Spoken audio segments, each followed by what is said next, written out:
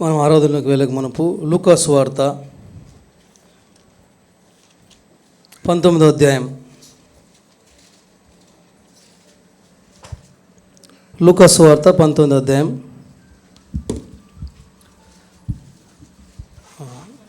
19వ అధ్యాయం 10వ వచనం చదువుకుందాం. లూకా సువార్త 19వ అధ్యాయం 10వ వచనం. అందరూ కలిసి గట్టిగా మన భాగాలని మనం చదువుదాం. నశించిన దానిని వెదకి రక్షించుటకు మనుష్య కుమారుడు వచ్చినని అతనితో చెప్పాను. మరొకసారి మన భాగాన్ని గట్టిగా అర్థవంతంగా మరి ఈ 10వ వచనం చదువుదాం. నశించిన దానిని వెదకి రక్షించుటకు మనుష్య కుమారుడు వచ్చినని అతనితో చెప్పాను. సహాయం కొరకు ప్రార్థన చేసుకుందాం.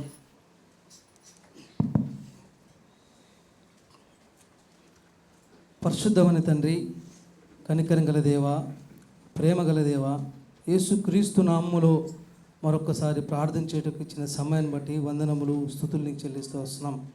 గత వారమంతా కూడా మమ్మల్ని అందరినీ దేవా నీ సురక్షితమైన ఆరోగ్యకరమైన రెక్కల కింద కాచి రక్షించి మరి నీ సన్నిధికి మమ్మల్ని తీసుకొచ్చినావు తండ్రి. అందుని బట్టి వందనాలు స్తుతులు చెల్లిస్తూ వస్తున్నాం. ఇంతవరకు పాటల ద్వారా మిమ్మల్ని మీరు గణపరుచుకున్నారు తండ్రి. అందుని బట్టి వందనాలు స్తుతులు చెల్లిస్తూ వస్తున్నాం. ఆరాధనలో నేను ఆరాధించుటకు మరి నీ వాక్యం మాకు అనుగ్రహించమని వేడుకుంటూ వస్తున్నాం. నిలబడుతున్న నేను దుమ్మునని ధూళినని ఎన్నిక లేనటువంటి వాడిని తృణమాత్రపు నరునని ఒప్పుకుంటున్నాను. నేను ఖాళీ చేసుకుంటాను. నీ వాక్యం చేత మా అందరిని నింపుమని వేడుకుంటూ వస్తున్నాం. చిన్న ప్రార్థన యేసు పరిశుద్ధ నామమున అడిగి వేడుకుంటున్నాం తండ్రి, ఆమేన్.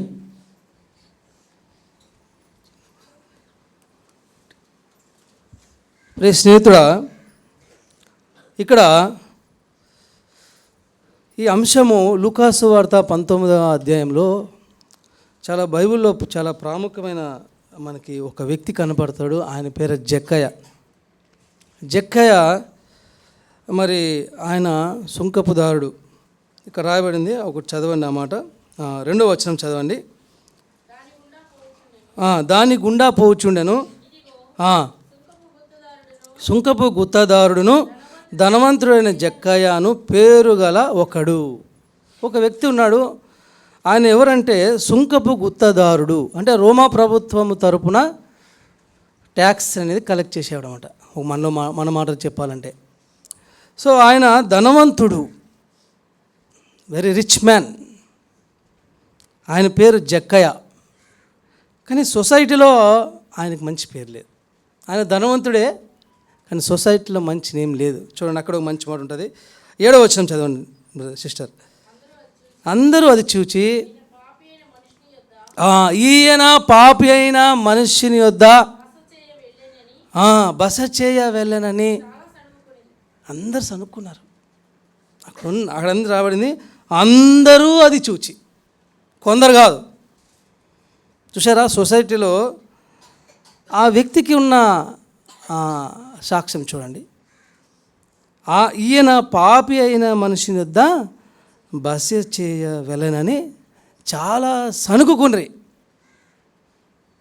సొసైటీలో, లోకంలో ఎవరైనా దుర్మార్గమైన జీవితం జీవిస్తూ పాపసహితమైన జీవితం జీవిస్తూ అన్యాయమైన బ్రతుకు జీవిస్తున్న వారి కుటుంబాలకి ఎవరైనా వెళ్తే, వారితో ఎవరైనా స్నేహం చేస్తే లోకం ఎంతో నిందిస్తుంది, లోకం ఎన్నో విధాలుగా సనుక్కుంటుంది. అలాగుననే ఇక్కడ యేసుక్రీస్తు ప్రభువారు జక్కయ్యని దర్శించారు కదండి. మనం చాలాసార్లు సండే స్కూల్లో పాటలు పాడుకున్నాము కదండి. చాలా ఏమంటారు, ఇక్కడ మనం సండే స్కూల్లో చాలా యాక్షన్స్ కూడా చేశాము. జక్కయ్య గురించి చాలా ఎక్కువగా బైబిల్లో మనకి బాగా చాలాసార్లు విన్నాం. కానీ ఇక్కడ మనం చదివిన 10వ వచనంలో ఎంతో సారవంతమైన ఒక మాట ఉంది. ఎంత శ్రేష్టమైన మాట అంటే, నశించిన దానిని వెదకి రక్షించుటకు మనుష్య కుమారుడు వచ్చాను. యేసుక్రీస్తు ప్రభు ఈ లోకానికి ఎందుకు వచ్చాడంటే నశించిన దానిని. నిజంగా జక్కయ్యని చూసి దేవుడు అన్నాడు, ఆడ ఒక మాట ఉంటుంది చూడండి, 5వ వచనం. యేసు ఆ చోటికి వచ్చినప్పుడు జక్కయ్యని చూచాడు, కనులెత్తి చూచాడు. దేవుడు జక్కయ్యని చూచాడు, కనులెత్తి చూచి, జక్కయ్య త్వరగా దిగుము. పిలిచాడండి. చెట్టు మీద ఉన్న జక్కయ్యని పిలిచాడు దేవుడు. అలాగనే దేవుడు మనల్ని కూడా పిలిచాడు. ఇక్కడ చూడు ఎంత మంచి మాట ఉందంటే, జక్కయ్య త్వరగా దిగుము, నేడు నీ ఇంట ఉండవలసినది అతను చెప్పగా అతడు త్వరగా దిగి సంతోషముతో ఆయనను చేర్చుకునెను. పాపి అయిన మనిషి దగ్గర, నశించిన మనిషి దగ్గర, ఈ లోకంలో సొసైటీలో దుర్మార్గంగా జీవిస్తున్న ఒక మానవుని దగ్గర దేవుడు బస చేయాలని, నివాసం ఉండాలని, సహవాసం చేయాలని కోరుకున్నాడు. అందుకే రాబడింది, నశించిన దానిని వెదకి రక్షించుటకు ఎవరు వచ్చారండి? మనుష్య కుమారుడు వచ్చానని అతనితో చెప్పాను. ఎందుకు వచ్చాడంటే ప్రభువారు అంటే నశించిన దానిని వెతకి రక్షించడానికి. జక్కయ్యని దేవుడు పిలిచాడు. ఎంత మంచి మాట అంటే 8వ వచనం చదవండి సిస్టర్ ఆ మాట.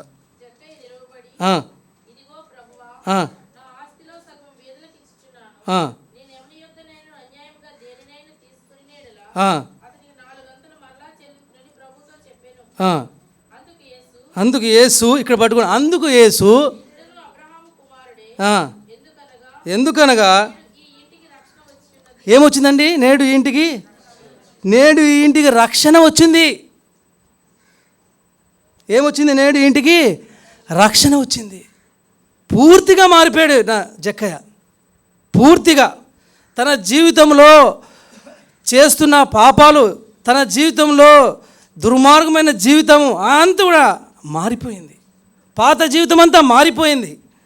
ఎంతమంటున్నాడు? ఇదిగో ప్రభువా, నా ఆస్తిలో సగము బీదలకి ఇచ్చుచున్నాను. నేను ఎవని యొద్దైనా అన్యాయంగా దేనినైనా తీసుకుని నెడలా అతనికి 4 అంతలు మరలా చెల్లించాలని ప్రభుతో చెప్పాను. పూర్తిగా మారిపోయాడు. దేవుడు పిలిచినప్పుడు ఆ వ్యక్తి పూర్తిగా మారిపోయాడు. తన పాత రోత పాపపు జీవితం, శాప జీవితం, అపరాధ జీవితం, దుర్మార్గమైన జీవితం, దుష్టత్వం సమస్తము తన జీవితంలో పోయింది. పూర్తిగా మారిపోయాడు ఆయన. ఇప్పుడు అంటున్నాడు దేవుడు, అందుకు యేసు ఇతడును అబ్రహాము కుమారుడే, ఎందుకనగా నేడు ఈ ఇంటికి ఏమొచ్చింది? రక్షణ వచ్చింది. ఒకప్పుడు పాపే జక్కయ్య, అయితే దేవుడు ఆయన రక్షించాడు. నశించిన జక్కయ్యనని, నశించిపోతున్న జక్కయ్య జీవితాన్ని దేవుడు చూచాడు. అందుకే చూచి, జక్కయ్య త్వరగా దిగు, నేడు నీ ఇంటికి వచ్చిందంటే రక్షణ వచ్చింది. రండి లూకా సువార్త, క్షమించండి యోహాను సువార్త 16వ అధ్యాయం ముందుకెళ్దాం. యోహాను సువార్త 16వ అధ్యాయం 27 చదవండి సిస్టర్. యోహాను సువార్త 16:27.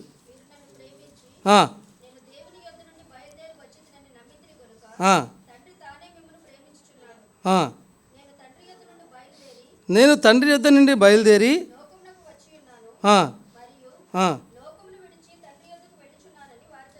చూశారా ప్రియ స్నేహితుడా, ఎంత మంచి మాట రాబడింది. నేను ఇక్కడ 16:27లో ఎంత స్పష్టపడిందంటే, ఈ 27 కదండి, క్షమించండి, మీరు నన్ను ప్రేమించి నేను దేవుని యొద్ద నుండి బయలుదేరి వచ్చితేనని మీరు నమ్మితిరి కనుక తండ్రి తానే మిమ్మను ప్రేమించుచున్నాడు. ఎందుకు వచ్చాడండి దేవుడు అంటే? ఇక్కడ స్పష్టంగా రాస్తూ వచ్చాడు యోహాను, మీరు నన్ను ప్రేమించి నేను దేవుని యొద్ద నుండి బయలుదేరి వచ్చితేనని నమ్మితిరి కనుక. మనం నమ్మాం. చూచు నమ్మువారి కంటే బైబిల్లో రాయబడింది, చూడక నమ్మువారు ధన్యులం. మనం ధన్యులం, అన్యులు కాదు, ధన్యులం. అందుకే మీరు నన్ను ప్రేమించారు, నేను దేవుని యొద్ద నుండి బయలుదేరి వచ్చిదని మీరు నమ్మారు గనుక తండ్రి తానే మిమ్మల్ని ప్రేమించుచున్నాడు. 28వ వచనం, నేడు తండ్రి యొద్ద నుండి బయలుదేరి లోకమునికి వచ్చి ఉన్నాను, మరియు లోకమును విడిచి తండ్రి యొద్దకు వెళ్ళుచున్నానని వారితో చెప్పాను. నశించిపోతున్న మానవుని దేవుడు చూచాడండి. విమోచన లేని మానవుని దేవుడు చూశాడు. చీకటి గల మానవుని దేవుడు చూచాడు. విమోచన లేని మానవుని దేవుడు చూచాడు. నశించిపోతున్న మానవుని దేవుని చూచాడు. అందుకే దేవుడు ఈ లోకానికి వచ్చాడు. ఎందుకు వచ్చాడు దేవుడు? రండి, ఒక మంచి మాట ఉంటుంది లూకా సువార్త, ఇక్కడ రాసిన మనం లూకా సువార్త 2:10. లూకా సువార్త 2:10. అయితే ఆ దూత భయపడుకుడి, ప్రజలందరికీ కలుగబోవు మహా సంతోషమైన శుభవర్తమానము నేను మీకు తెలియజేస్తాను. ఎంత మంచి మాట అండి ఈ మాట. మరొకసారి చదవండి సిస్టర్ అన్నమాట. ఇది అయితే ఆ దూత భయపడుకుడి, చాలా సిస్టర్, మహా సంతోషకరమైన శుభవర్తమానం. ఎందుకు వచ్చాడండి? దేవుని యొద్ద నుండి బయలుదేరి దేవుడు ఎందుకు వచ్చాడండి? పరలోకానికి ఎందుకు విడిచాడంటే నీకు సంతోషాన్ని ఇవ్వడానికి. మానవుడు దుఃఖంలో ఉన్నాడు, మానవుడు ఏడుపు కలిగి ఉన్నాడు. ఇటువంటి దుఃఖంలో ఉన్న మానవునికి సంతోషం ఇవ్వడానికే ఇక్కడ మంచి మాట రాబడింది. మహా సంతోషకరమైన శుభవర్తమానం నేను మీకు తెలియజేయుచున్నాను. ప్రజలందరికీ, ఈ సొసైటీలో ఉన్న, ఈ భూమి మీద పుట్టిన ప్రతి ఒక్కరికి సంతోషాన్ని ఇవ్వడానికే, ప్రతి ఒక్కరి జీవితంలో ఉన్న దుఃఖాన్ని తొలగించడానికే ప్రభువారు వచ్చాడు. ఒకప్పుడు జక్కయ్య జీవితంలో ఏముందంటే దుఃఖం ఉంది. అటువంటి జక్కయ్య జీవితాన్ని దేవుడు చూచాడు. మేడి చెట్టు మీద ఉన్న జక్కయ్యని చూసి దేవుడు దిగురా, నేడు నీ ఇంటికి ఏమొచ్చిందంటే రక్షణ వచ్చింది. మహా సంతోషకరమైన శుభవర్తమానం. ప్రభువారు ఈ లోకానికి ఎందుకు వచ్చారంటే మనకు సంతోషాన్ని ఇవ్వడానికే. చాలామంది రక్షింపబడమని చెప్తాం, మనకు విశ్వాసం ఉందని చెప్తాం, మనం బాప్తిజం తీసుకున్నామని చెప్తున్నాం, విశ్వాసాలని చెప్పుకుంటున్నాం, పరిశుద్ధులని చెప్పుకుంటున్నాం. విచారకరమైన ముఖాలే ఉన్నాయి ఈనాడు. ఒక మంచి ఆనవాళ్ళు ఏంటంటే రక్షింపబడిన వాడు వ్యక్తి యొక్క ఈ వ్యక్తి రక్షింపబడిన వాడు అని ఎలా చెప్పవచ్చు అంటే ఆ వ్యక్తి జీవితంలో సంతోషం ఉంటుంది. ఎంత దుఃఖం ఉన్నా, బాధ ఉన్నా ఆత్మీయంగా వాడు సంతోషంగా ఉంటాడు, వెలుగుతూ ఉంటాడండి, సంతోషం ఉంటాడు. మన జీవితంలో దుఃఖము, నిట్టూర్పు సమస్తము పోయింది. పాప భారం పోయింది. మత్తయి సువార్త 11:28 ఏం రాయబడింది? ప్రయాసపడి భారం మోచున సమస్త జనులారా. ఒకప్పుడు ప్రయాసపడుతున్నాడు మానవుడు, అటువంటి మానవుడు దేవుడు పిలిచాడు. నా యొద్దకు రండి, నేను మీకు విశ్రాంతి కలగజేతును. మహా సంతోషం. ఒక ట్యాక్స్ కలెక్టర్ జక్కయ్య దేవుడు దర్శించాడండి. అందరు తెచ్చుకున్నారు, సొసైటీలో అందరు తెచ్చుకున్నారు. ఏంది పాపి అయిన పాపి అయిన మనిషి దగ్గర బస చేస్తున్నాడు. అందరూ ఆయన చూసి సనుక్కున్నారు. అప్పుడు అన్నాడు దేవుడు, నశించిన దానిని వెదకి రక్షించడానికి. మనం అందరం కూడా నశించిపోయిన వారమే, నశించిపోయే స్థితిలో ఉన్నవారమే. ఇటువంటి వారి కోసమే దేవుడు తండ్రి యొద్దనండి. అక్కడ మీరు చాలా ఈజీగా చదివారు. అక్కడ మంచి మాట ఉంది. యోహాను సువార్తలో 16:27లో మంచి మాట ఉంది. చదవండి ఆ మాట. మేము అందరూ చదువుదాం. మళ్ళీ రండి, యోహాను సువార్త 16:27 అందరు కలిసి చదువుదాం. ఆ మాట గట్టిగా చదువుదాం. మీరు నన్ను ప్రేమించి నేను దేవుని యొద్ద నుండి బయలుదేరి వచ్చితినని నమ్మితిరి. చాలామంది యేసుక్రీస్తు ప్రభు అంటే ఏదో అందరి వలె ఏంటంటే ఈనాడు లోకంలో చాలామంది బాబాలు ఉన్నారు, చాలామంది దేవుళ్ళని చెప్పుకుంటున్నా ఉన్నవారు ఉన్నారు. వాళ్ళ వలె దేవుడు కూడా వచ్చి వెళ్ళిపోయారు అనుకున్నారు. కానీ మన ప్రభువారు అలా కాదండి. మన ప్రభువారు ఎందుకు వచ్చాడు ఈ లోకానికంటే మహాశుభవర్తమానం, దుఃఖంలో ఉన్న వారికి సంతోషం ఇవ్వడానికే ప్రభువారు వచ్చారు. ఒక మంచి మాట ఉంటుంది చూడండి. మొదటి దినవృత్తాంతములు 16:27 చదవండి. ముందుకు వెళ్దాం. మొదటి దినవృత్తాంతం 16:27. బలమును సంతోషమును చూశారండి. ఆయన సన్నిధిలో ఉంది సంతోషం. ఎక్కడ లేదు, ఈ లోకంలో ఎక్కడ లేదు. ఘనత ప్రభావములు, మరోసారి చదవండి చూశారు, ఘనత ప్రభావములు ఆయన సన్నిధిలో ఉన్నాయి. అందుకే ఆయన సన్నిధికి వచ్చినావు నీలో ఎందుకు దుఃఖం, ఆయన సన్నిధికి వచ్చినావు నీలో ఎందుకు ఏడుపు, ఎందుకు నీలో రోదన, ఎందుకు విచారం నీ జీవితంలో? రక్షింపబడిన నీ జీవితంలో, నా జీవితంలో, మన జీవితంలో సంతోషం ఉండాలి. అందుకే ప్రభువారు దేవుని యొద్ద నుంచి వచ్చాడండి. దేవుని యొద్ద నుండి ఆయన దేవాతి దేవుడై ఉండి కూడా తన స్థానాన్ని విడిచి, పరలోకాన్ని విడిచి దిగి ఈ లోకానికి మానవ రూపంలో నీ కోసం, నా కోసం ఎందుకు వచ్చాడు? నీకు శుభవర్తమానం ఇవ్వడానికి, నీకు సంతోషాన్ని ఇవ్వడానికి. ఘనత ప్రభావములు ఏమున్నాయి? ఆయన సన్నిధిలో ఉన్నాయి. సంతోషం ఉంది ఆయన దగ్గర. ఆ సంతోషానికి నీకు ఇవ్వడానికే దేవుడి లోకానికి వచ్చాడు. ఇంకో మంచి మాట ఉంటుంది చూడండి. ఇర్మియా 31:13 చదవండి, చాలా మంచి మాట ఉంటుంది. ఇర్మియా 31:13. వారి దుఃఖమునకు ప్రతిగా సంతోషమిచ్చి ఆదరించేదను.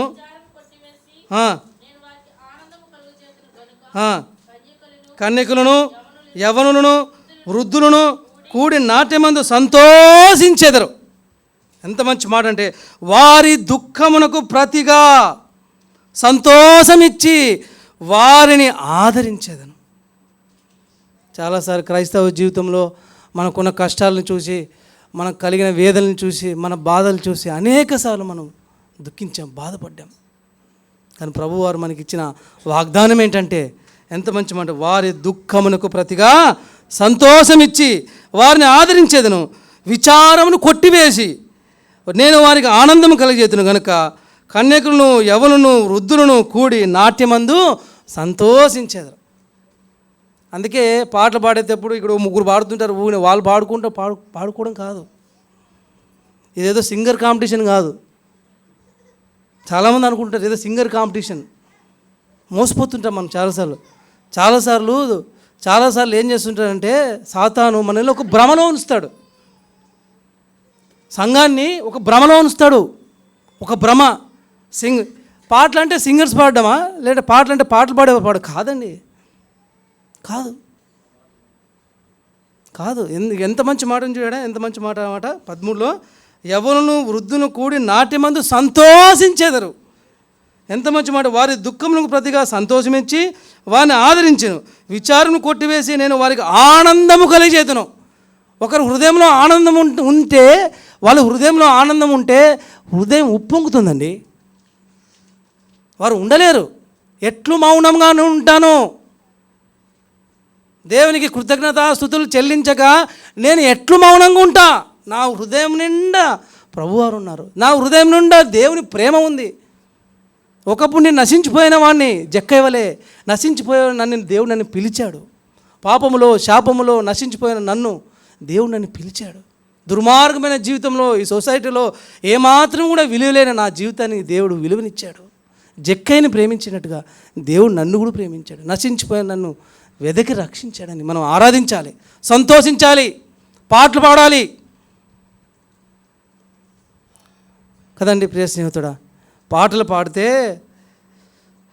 మనసును మన హృదయము నలిగిపోతుంది. ఆ పాటలు వాళ్ళు ఫ్రేమ్ చేశారు కదా, వాళ్ళు ఎంతో ప్రార్థనాపూర్వకంగా వారి సాక్ష్యము, వారి వ్యక్తిగత జీవితాన్ని దేవుడు పరిశుద్ధాత్మ ద్వారా, దేవుని ద్వారా ఆ పాటలు కట్టారు.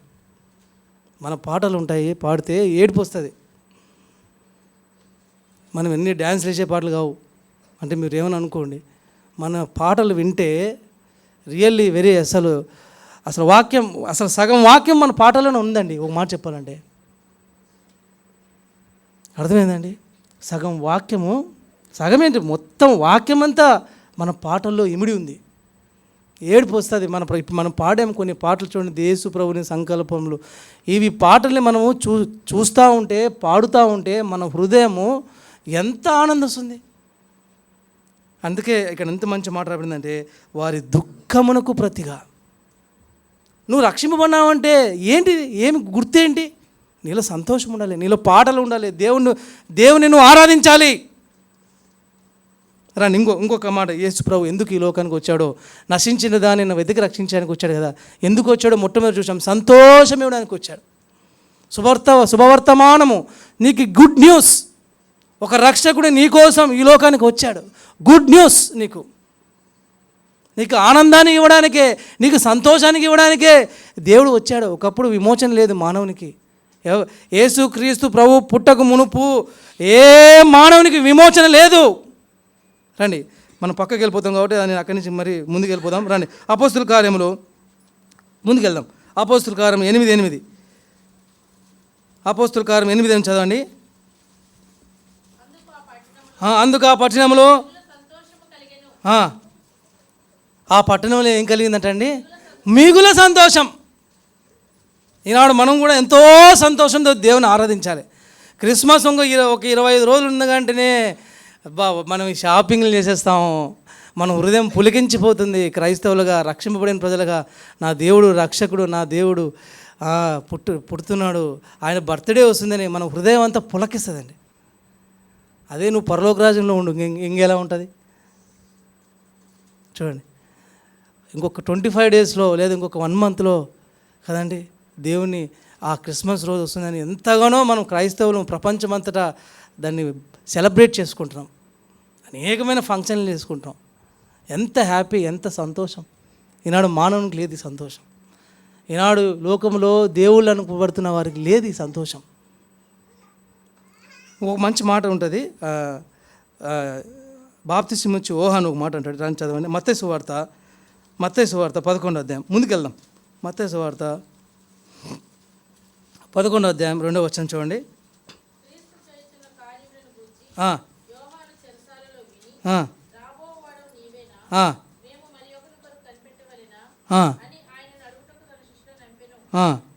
యేసు వారిని చూచి, మీరు వెళ్ళి విన్న వాటిని కన్న వాటిని యోహానుకు తెలుపుడి. గుడ్డివారు చూపు పొందుచున్నారు, కుంటివారు నడుచుచున్నారు, కుష్ఠరోగులు శుద్ధులగుచున్నారు, చెవిటివారు వినుచున్నారు, చనిపోయిన వారు లేపబడుచున్నారు, బీదలకు సువార్త ప్రకటింపబడుచున్నది. యేసుక్రీస్తు ప్రభు ఊరికనే రాలేదు ఇక్కడికి. ఎంత స్పష్టంగా ఆయనకి డౌట్ వచ్చింది. ఎవరికి డౌట్ వచ్చిందండి? యోహాను. ఏ యోహాను? బాప్తిస్మం ఇచ్చు యోహాను. ఒక వర్డ్ చెప్తే మనకు ఒక వ్యక్తి గుర్తు రావాలి. బాప్తిస్మం ఇచ్చు యోహానికి ఒక మంచి స్టేట్మెంట్ చెప్పారు. ఏమని చెప్పండి? ఆయన హెచ్చాలి, నేను తగ్గాలి.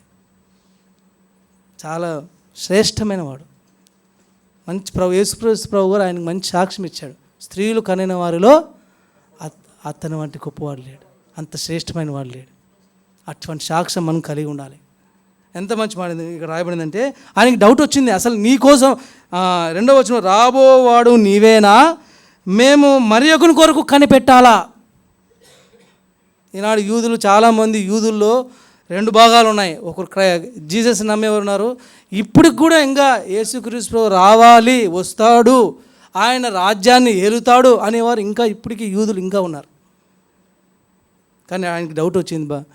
బాప్తిస్మం ఇచ్చేవానికి, రాబోవాడు నీవేనా, మరి ఒకరి కొరకు మేము కనిపెట్టాలా. అప్పుడు ప్రభువారు ఇచ్చిన సాక్ష్యం చాలా బాగుంది.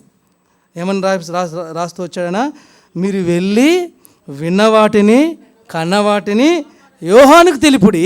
ఇప్పుడు గుడ్డివారు చూపు పొందుచున్నారు, కుంటివారు నడుచుచున్నారు, కుష్ఠరోగులు శుద్ధులగుచున్నారు, చెవిటివారు వినుచున్నారు, చనిపోయిన వారు లేపబడుచున్నారు, బీదలకు సువార్త ప్రకటింపబడుతుంది. ఎంత సంతోషం కదండి. కాబట్టి మన జీవితంలో మనం ఇక్కడ గ్రహించినట్లయితే గుడ్డివారు, మనం కూడా గుడ్డివారమే. మనంత గుడ్డివాళ్ళు ఈనాడు ఈ లోకం లేదు. ఈ లోకంలో ఉన్న దేవత మన మనోనేత్రములకి గుడ్డితనం కలిగేసింది. అందుకే ఆత్మీయ అంధత్వం ఉంది మనలో. ఆత్మీయ అంధత్వం. కోట్ల మంది సృష్టికర్తను మర్చిపోయి సృష్టమును పూజిస్తున్నారు. కారణం అంధత్వం ఉంది, గుడ్డితనం ఉంది. ఈ యుగ సంబంధమైన దేవత వారి మనోనేత్రములకు ఏం కలిగేసింది? గుడ్డితనం కలిగేసింది. అటువంటి గుడ్డివారమే మనం కూడా. గుడ్డివారికి చూపు పొందుచున్నారు, కుంటివారు నడుచున్నారు, కుష్ఠరోగులు శుద్ధులవుచున్నారు, చెవిటివారు వినుచున్నారు, చనిపోయిన వారు లేపబడుచున్నారు, బీదలకు సువార్త ప్రకటింపబడుచున్నది. కాబట్టి నా ప్రియ స్నేహితుడా, ఈరోజు మన ఆరాధన అంశం ఏంటంటే, యేసుక్రీస్తు ప్రభు వారు ఎందుకు ఈ లోకానికి వచ్చారంటే నశించిన మనల్ని వెదకి రక్షించడానికి. సొసైటీలో ఏమాత్రం కూడా గుడ్ నేమ్ లేని ఆ జక్కైన మనం చూసాం. పాపి అయినా ఈ మనిషి పెద్ద బస చేస్తున్నాను చాలామంది సనుక్కున్నారు అని చూసి. అలా యేసు ప్రభు వారు మనల్ని కూడా అలానే దర్శించాడు. ఈ లోకంలో మనం ఏం పవిత్రులం, ఏం మంచివారం మనం, ఇటువంటి వాళ్ళని మనల్ని దేవుడు ప్రేమించాడు. ఎంత మంచి మాట అండి. గుడ్డివారు చూపు పొందుచున్నారు, కుంటివారు నడుచుచున్నారు, కుష్ఠరోగులు శుద్ధులవుచున్నారు, చెవిటివారు వినుచున్నారు, చనిపోయిన వారు లేపబడుచున్నారు, బీదలకు సువార్త ప్రకటింపబడుతుంది. కాబట్టి నా ప్రియ స్నేహితుడా, కాబట్టి మన జీవితంలో ఆరాధిద్దాం. రెండోది చూద్దాం రండి. అక్కడికి రండి. యోహాను సువార్త మరొకసారి చదవండి. యోహాను సువార్త 16:28 చదవండి. నేను తండ్రి యొద్ద నుండి బయలుదేరి మరియు లోకమును విడిచి చూశారండి, బయలుదేరి వచ్చాడు ఆయన. మొట్టమొదటి చూసాము, ఎందుకు వచ్చాడో సంతోషానికి ఇవ్వడానికి వచ్చాడు. కొంతమంది డౌట్ వచ్చింది. ఆ డౌట్ ఎవరికి వచ్చింది? బాప్తిస్మ యోహానుకి డౌట్ వచ్చింది. దేవుడు చెప్పాడు, కుంటివారు గుడ్డివారు అందరూ చూస్తున్నారు, చనిపోయిన వారు లేపబడుతున్నారు, బీదలకు శుభ వాక్యం ప్రకటింపబడుతుంది. చదవండి, అందరూ చదువుదాం అన్నమాట. యోహాను సువార్త 16:28 మరి అందరూ కూడా గట్టిగా బిగ్గరగా మన భాగాలను చదువుదాం రండి. నేను తండ్రి యొద్ద నుండి బయలుదేరి లోకమునికి వచ్చినాను, మరియు లోకమును విడిచి తండ్రి యొద్దకు వెళ్ళుచున్నానని వారితో చెప్పాను. కాబట్టి మొట్టమొదటిగా నేను ఈరోజు మన దేవుడు మనతో ఏమాడుతుంటే, సంతోషము అనేది ఎవరిలో ఉంటుంది? రక్షింపబడిన వారి యొక్క జీవితాల్లో సంతోషం ఉంటుంది. దుఃఖము, నిట్టూర్పు, వేదన దేవుడు కొట్టేశాడండి ఈ లోకంకి వచ్చి. అందుకే డౌట్ వచ్చింది బాప్తిస్మ యోహానుకి, అసలు నువ్వేనా? అసలు క్రీస్తు నువ్వేనా? నేనే. చెప్పండి, మీరు విన్న వాటిని కన్న వాటిని చెప్పండి. యేసుక్రీస్తు ప్రభుని నిజంగా ఎరిగినవాడు, యేసుక్రీస్తు ప్రభుని నిజంగా హృదయంలో ఉంచుకున్నవాడు, విన్న వాటిని కన్న వాటిని అతడు ప్రకటిస్తాడండి. అతను ఉండలేడు. రండి, రెండోది చూద్దాం రండి. యేసుక్రీస్తు ప్రభు ఈ లోకానికి ఎందుకు వచ్చాడో రెండోది చూద్దాం. లూకాసు వార్త, ఇక్కడే లూకాసు వార్త 2:14 చదవండి. లూకాసు వార్త 2:14.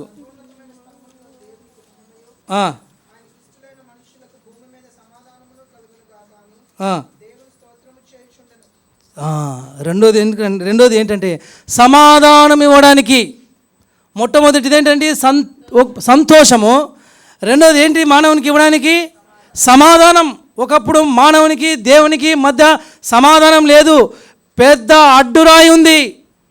మానవుడు పాపము చేయటం ద్వారా పడిపోయాడు, తద్వారా దేవునితో, తండ్రి అయిన దేవునితో సమాధానము కోల్పోయాడు. ఇటువంటి సమాధానం లేని మానవునికి సమాధానం ఇవ్వడానికే ప్రభువారు ఈ లోకానికి వచ్చాడు. ఎంత మంచి మాట రాబడిందంటే అక్కడ లూకాసు వార్త 2:14 సర్వోన్నతమైన స్థలంలో దేవునికి మహిమయు, ఆయనకి ఇష్టలైన మనుషులకు భూమి మీద సమాధానం కలుగునుగా, కానీ దేవునికి స్తోత్రము చేయొచ్చు. సమాధానం ఇవ్వడానికే ప్రభువారు ఈ లోకానికి వచ్చాడు. మన జీవితంలో ఏమాత్రం సమాధానం లేదు. ఎంత డబ్బున్నా, ఎంత ఈ లోకంలో ఎంత ఐశ్వర్యం ఉన్నా, ఎన్ని కలిగి ఉన్నా, ఈనాడు మానవులకి చాలామందికి సమాధానం లేదు, నెమ్మది లేదు. మీరు సొసైటీలో చూడండి, ఎక్కడైనా మీ వర్కింగ్ ప్లేస్లో చూడండి, చాలామంది జీవితంలో నెమ్మది లేదు. చాలామంది ఎందుకు ఈ జీవితం చనిపోవాలనుకుంటున్నారు, ఎందుకు ఈ బ్రతుకు అనుకుంటున్నారు? ఎందుకంటే వారు యేసుక్రీస్తు ప్రభుని ఎరగని వారు ఈ లోకమే శాశ్వతమని అనుకుంటున్నారు. కానీ ప్రభువారు అంటున్నాడు, నేను సమాధానం ఇవ్వడానికే ఈ లోకానికి వచ్చాను కదండి. సమాధానమే లేదు మన జీవితంలో. ఒకప్పుడు సమాధానం అనే అడ్డు రాయి తండ్రికి మనకి మధ్య ఉంది, దాన్ని దేవుడు కొట్టివేశాడు. మంచి మాట రాస్తూ వచ్చాడు చూడండి. యెషయా 9:6 చదవండి. యెషయా 9:6. యెషయా 9:6.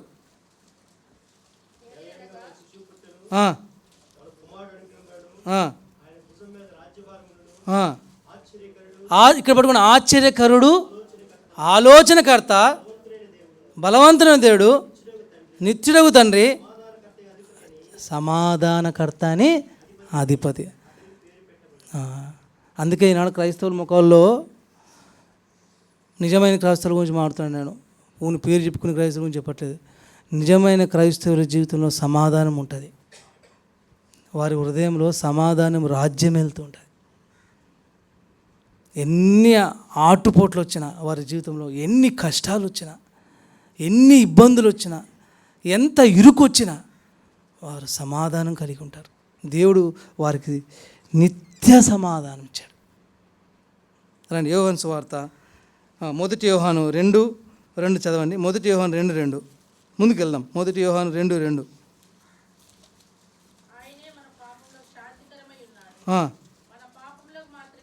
ఇక్కడ పట్టుకోండి, మన పాపములకు మాత్రమే కాదు, సర్వలోకమునకు ఏమైనా శాంతికరమే ఉన్నాడు. మంచి మాట, ఆయనే మన పాపములకు శాంతికరమై ఉన్నాడు. యేసుక్రీస్తు ప్రభువారు మన పాపముల కొరకే ఆ యేసుక్రీస్తు ప్రభువు ఆ లోకాన్ని వదిలి ఈ లోకానికి వచ్చిన కారణం ఏంటంటే మనకి శాంతి ఇవ్వడానికే, శాంతి సమాధానము నెమ్మది ఇవ్వడానికే ప్రభువారు ఈ లోకానికి వచ్చాడండి. ఎంత మంచి మాట రాబడిందంటే ఆయనే మన పాపములకు శాంతికరమై ఉన్నాడు. మన పాపములకు మాత్రమే కాదు సర్వలోకమునకు శాంతికరం, సమాధానము ఆయనే మనకి. బట్ రెండోదిగా ప్రభువారు ఎందుకండి, ప్రభువారు ఆ తండ్రి దగ్గర నుంచి ఎందుకు వచ్చాడంటే నీకు నాకు ఏమి ఇవ్వడానికి, సమాధానం ఇవ్వడానికే. మూడోది చూద్దాం రండి. లూకా సువార్త 4వ అధ్యాయం ముగించుకుందాం. లూకా సువార్త 4వ అధ్యాయం 18 చదవండి.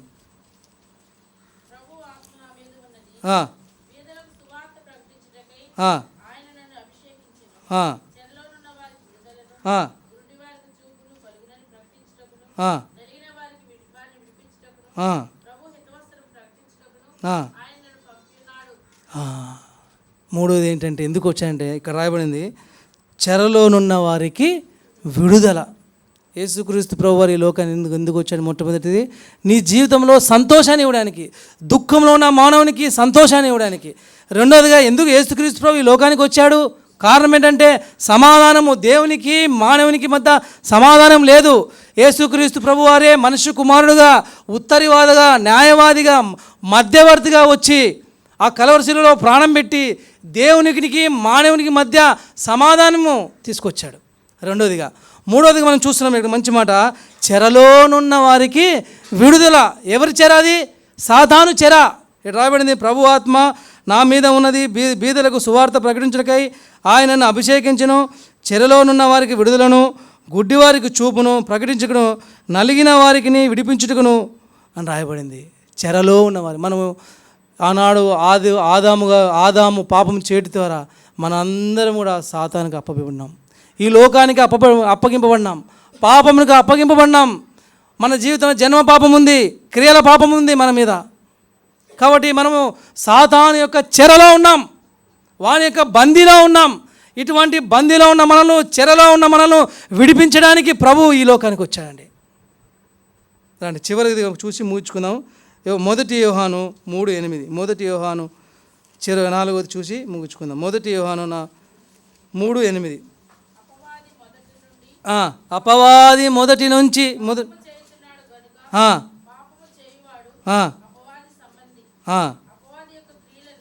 ఇక్కడ పట్టుకోండి, అపవాది యొక్క క్రియలను. ఎందుకని దేవుని కుమారుడు ప్రత్యక్షమయ్యాడు? అపవాది క్రియలను లయపరచుటకే. వాడు అపవాది, వాడు మోసగాడు. ఆనాడు అవ్వని మోసగించాడు, తినవద్దన పండుని తినిపించాడు. వాడు మోసగాడు, అబద్ధికుడు, ఏమి కాదన్నాడు కదా. రండి ఆ మాట చదువుదాం.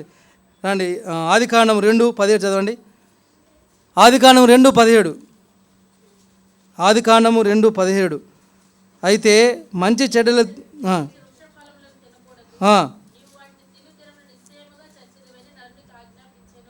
దేవుడి మాట చెప్పాడు. దేవుడు ఆదాము అవ్వకి ఈ మాట ఆజ్ఞాపిస్తే, అయితే ఇక్కడ 3వ అధ్యాయము 4వ వచనం చదవండి సిస్టర్. మీరు చావరని వాడు అబద్ధం ఆడుతూ వచ్చాడు. వాడు అబద్ధికుడు, వాడు ఆది నుండి అబద్ధికుడే. కాబట్టి ఇటువంటి అబద్ధికుని యొక్క, అపవాది యొక్క క్రియలను లయము చేయడానికే ప్రభువారు ఈ లోకానికి వచ్చాడండి. ఎంత మంచి మాట రాబడిందంటే అపవాది యొక్క క్రియలను లయము చేయడానికే ఈ లోకానికి వచ్చాడు. యోహాను సువార్త 8:44 చదవండి. యోహాను సువార్త 8:44. యోహాను సువార్త 8:44.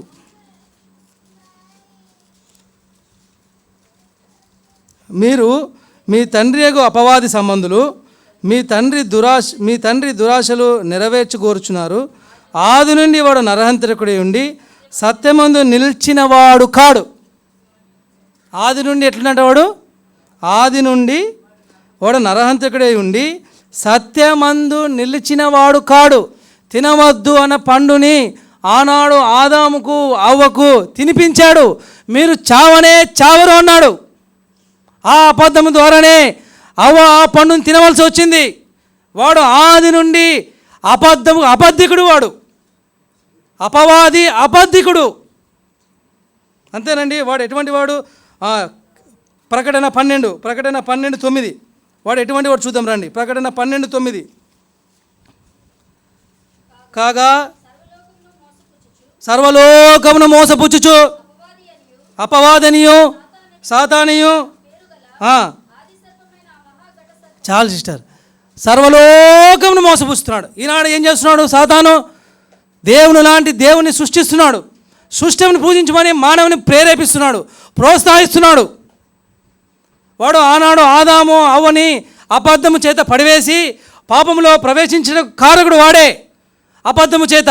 రెండవదిగా వాడు ఎటువంటి వాడంటే మోసపుచ్చువాడు.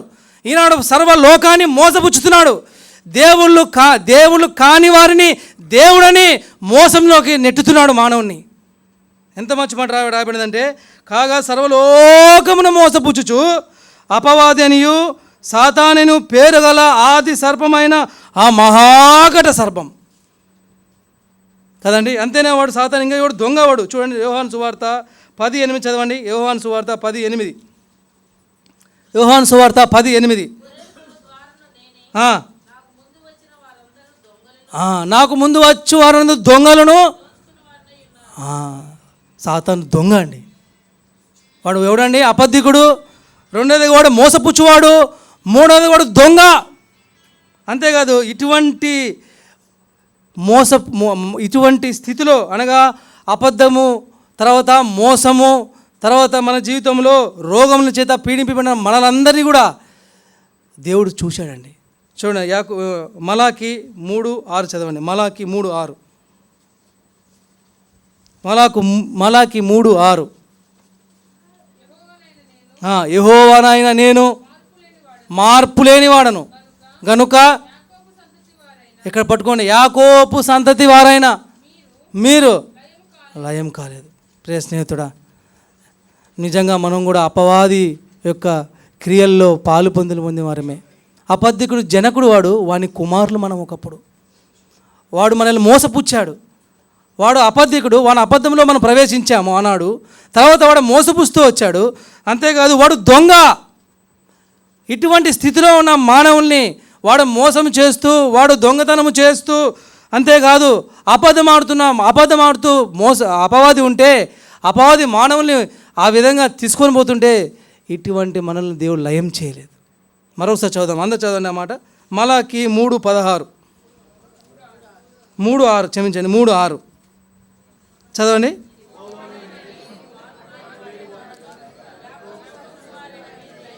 లయము కాలేదు. ఎందుకంటే ఆయన మార్పు లేనివాడు. ఆయన ప్రేమలో మార్పు లేదు, ఆయన దయలో మార్పు లేదు. అందుకే దేవుడు ఈ లోకానికి వచ్చాడు. దేవుడు ఎందుకు వచ్చాడంటే, మొట్టమొదటిగా మానవునికి సంతోషాన్ని ఇవ్వడానికి వచ్చాడు. రెండవదిగా మానవునికి సమాధానం ఇవ్వడానికి వచ్చాడు. మూడవదిగా మనం చూసాము, చెరలోనున్న వారికి విడుదల. ఒకప్పుడు మనం సాతాను యొక్క చెరలో ఉన్నాం. నాలుగవదిగా చూసాము ఏంటంటే, అపవాది యొక్క క్రియలు లయం చేయడానికి. వాని అబద్ధంలో మనం వారగం, వాని మోసంలో మనం పాలివారం. అంతేగాని వాడు దొంగ, ఆ దొంగలో కూడా మనం పాలివారమే. ఇటువంటి మనం లయం కాకుండా యాకోబు సంతానమైన మనల్ని దేవుడు లయం చేయలేదు. కాబట్టి ఈ వాక్యాన్ని మనం నెమరు వేసుకుందాం. అయ్యా, దేవుడు నా కోసం ఆనాడు జక్కయ్యని చూచారు. నువ్వు తండ్రి జక్కయ్యని పిలిచారు తండ్రి. మత్తయి సువార్త 11:28 ప్రకారం మీరు పిలిచారు తండ్రి జక్కయ్యని. మేడి చెట్టు ఎక్కిన జక్కయ్యని పిలిచారు దేవా. నశించిన వాడిని పిలిచారు దేవా. నన్ను కూడా అలాగనే పిలిచావు దేవా. నేను నశించిపోవాల్సిందే. నా జీవితంలో ఒకప్పుడు సంతోషం లేదు, నా జీవితంలో ఒకప్పుడు సమాధానం లేదు.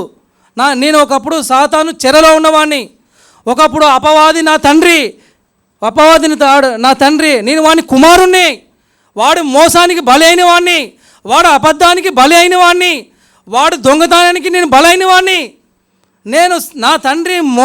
నా తండ్రి సాతాను.